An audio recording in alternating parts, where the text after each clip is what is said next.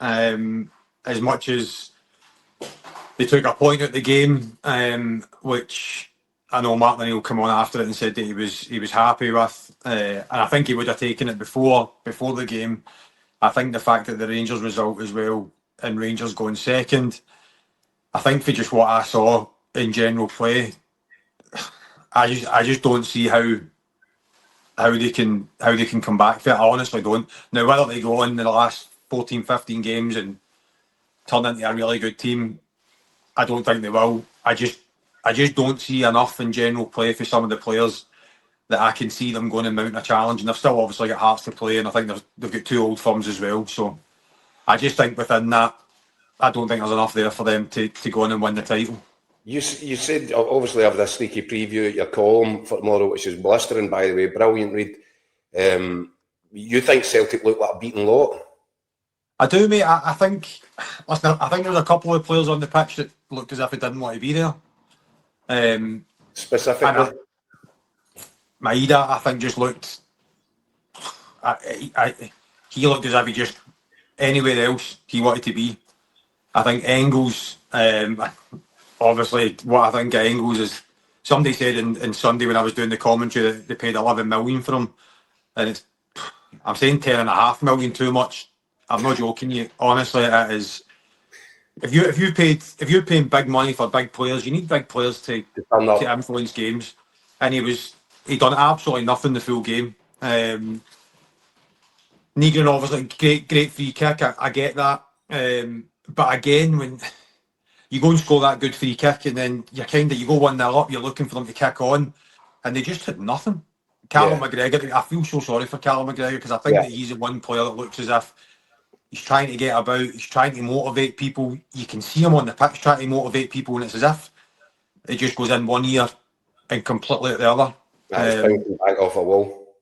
Mate, it must be horrible for him. Like, genuinely, it must be horrible for him. And I think that if you're a Celtic fan and you're being totally honest with yourself, I mean, 2 good goals, yes, I understand that. Celtic should be able to score good goals.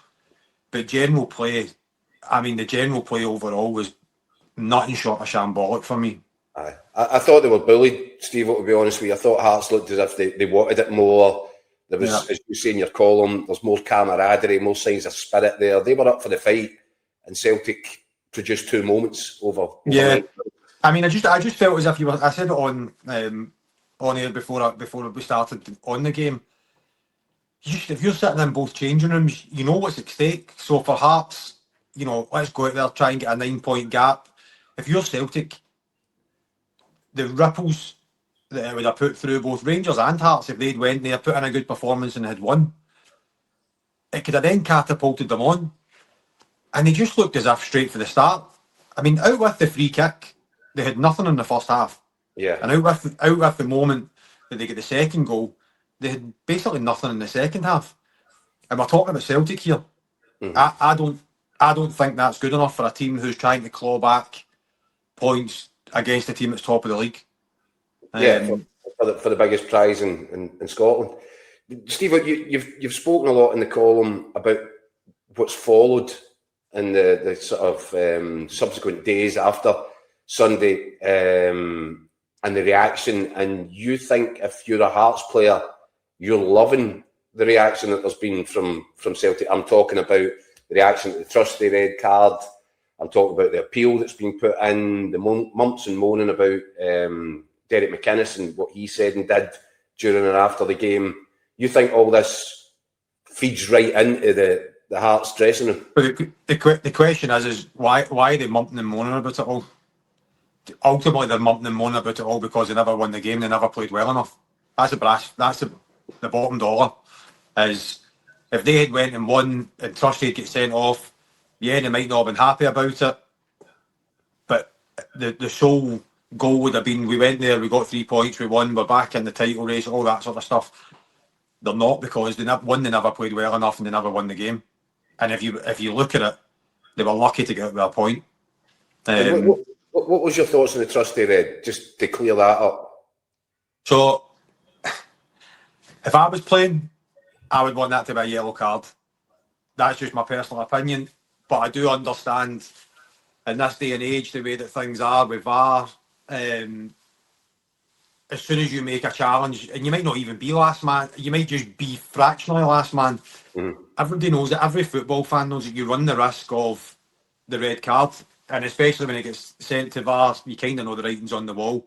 For me, I don't like seeing it, but the flip side of that coin is if I'm going to act the way Celtic are acting, then Scales should have been sent off. So for the taking out Harry Milne. Taking out Harry Milne. So there's the other one as well when they scored the second goal. Who has it? You know, that could be a sending off as well. So there's so many different things that could have happened. But the be all and end all is they weren't good enough to win the game. That's just a fact. And what I saw when the chips were down, such a big game, it was such a pivotal game. I just don't think they've got enough there.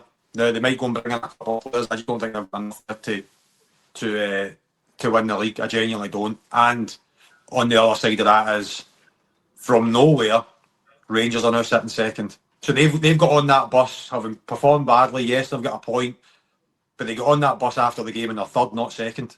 And I think that's a massive mental barrier to overcome as well. Do you think there's mind games afoot now? Obviously, don't know what happens with this Celtic appeal. We think it's getting heard tomorrow. But it's sending out a message. Derek McInnes was sending out a message before the game saying that, well, certainly after it, that, Celtic never get red cards, so it was a surprise to him. Are we watching the sort of, I think you describe it in your column as the dark arts here? 100%. Listen, don't be kidding. Derek McInnes is saying everything that Derek McInnes wants to say to try and ruffle feathers, to put them off the next games coming up. Is it to manipulate referees though, Stevo?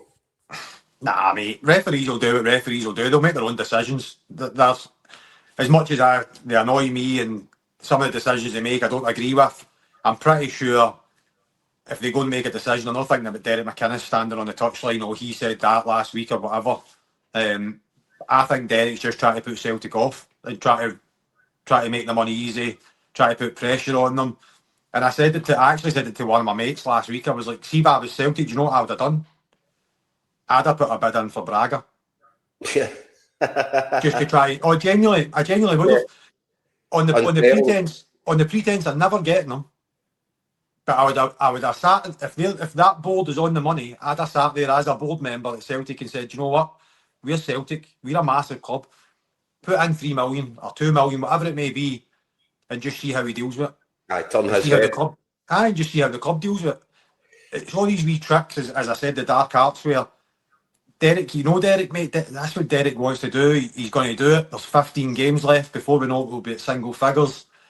Hearts have got a great chance of winning the league. So I think he's going to do everything in his power to put both Celtic and Rangers off if he can.